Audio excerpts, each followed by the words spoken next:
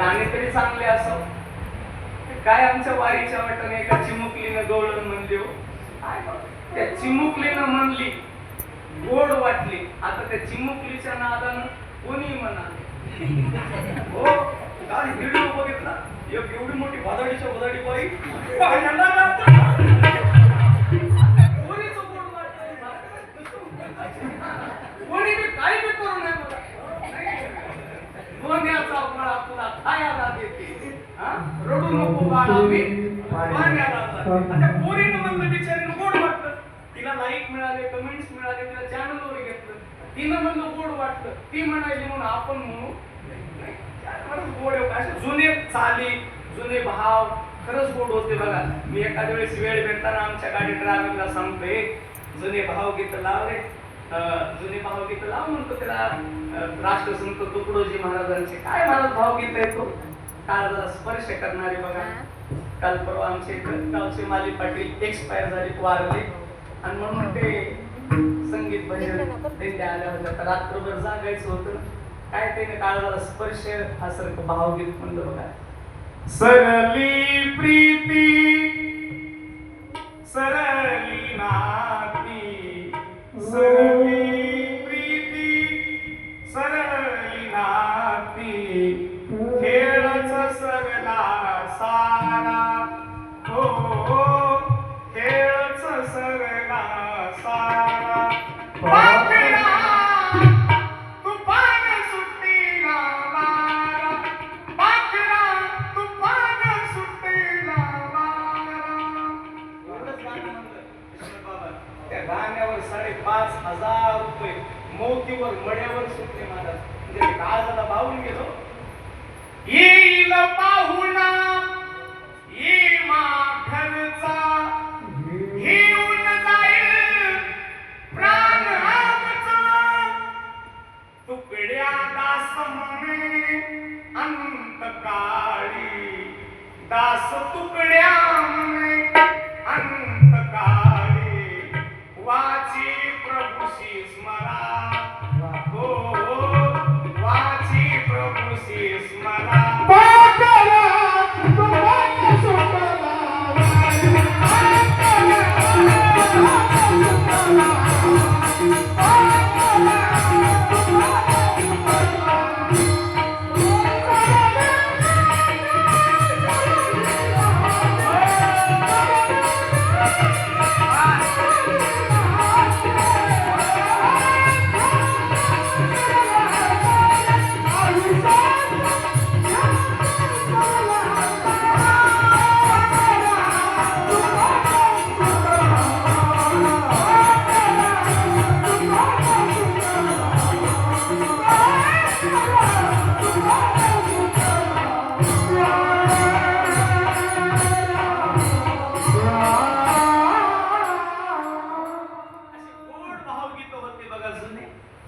जुनं कुठं सांगलीला पडलं की नवीनच निघाले रामकृष्ण.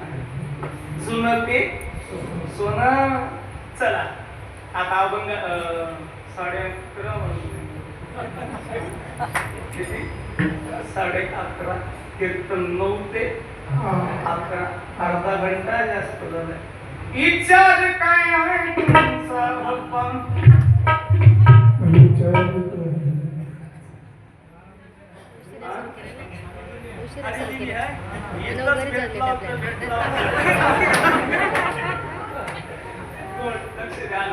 आज हरिदिन आहे, एकादशीचा दिवस आहे. पण टाइम झालाय ना, घ्यायचं थोडं.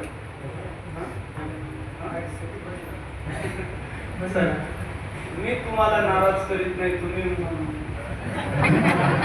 केला इशारा जाता जाता लक्ष द्या ना. तुमच्याकडे चांगली पद्धत आहे, मला छान वाटते. आता ते तुमच्या घरी आल्यावरती तुमच्या घरच्या महिला मंडळी पाया पडल्या, दक्षिणा देऊन. गजूभाऊच्या घरी गेलो तिथं पण दक्षिणा देऊन, पाटलांच्या घरी दक्षिणा देऊन. तिथं जिथं जाईल यांच्या घरी तिथं चांगलं वातावरण आहे. असे गाव भेटल्या महिनाभर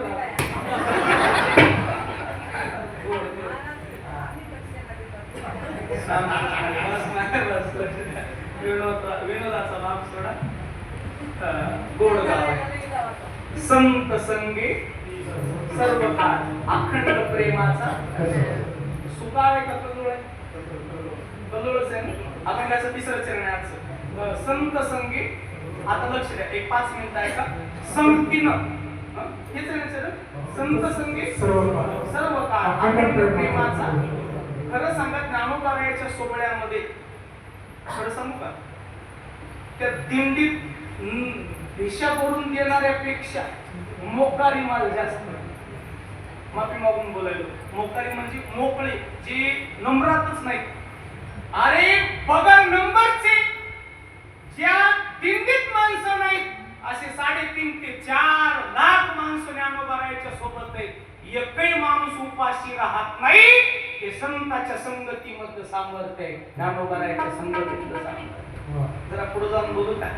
मी सांगितलं आपल्या दिंडीवर, फडावर, पंढरपूरमध्ये, पुण्यामध्ये ते बिस्किट वाटू लागले. एक माणूस बिस्किट पुढे, त्याच्या हातात बॉक्स होता. एवढे दलिंदर आपले लोक, त्याचा बॉक्स काढून घेतला आणि त्याला ढकलून गेलं. ते नालीत पडलो महाराज, नालीत पडलं. लबाड वाटलं त्या भोगाची शपथ. खरंच ते नालीत पडलं.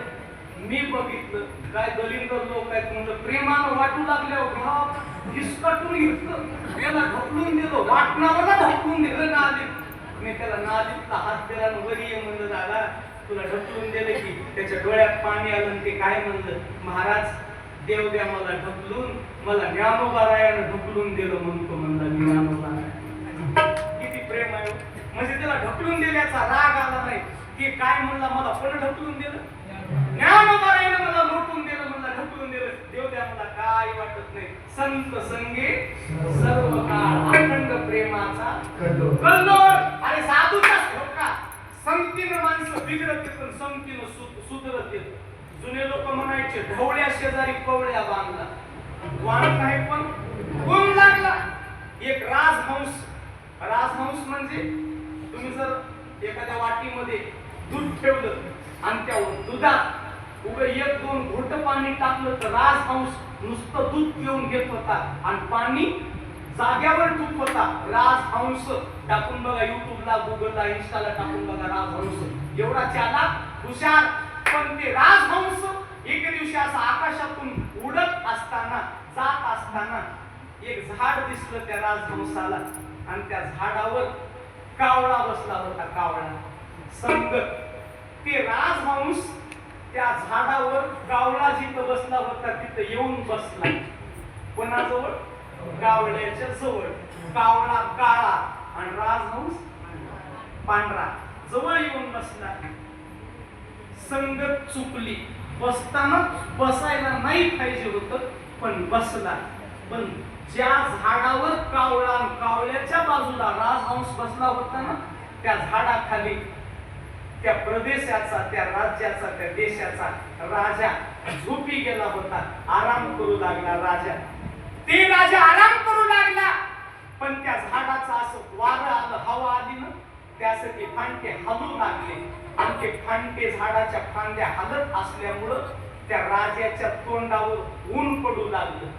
मला काय सांगायचे लक्षात येते, वारं आलं की झाडाची त्या फांदी हलल्या की त्या अशी फांटी इकडं तिकडं होऊ लागले ना. मग त्या राजाच्या तोंडावर उन्हाची किरण, उन्हाचे काय म्हणतात तुमच्या किरण, ते प्रकाश तोंडावर पडू लागला. हे कोण बघितलं? राजहंसानं बघितलं.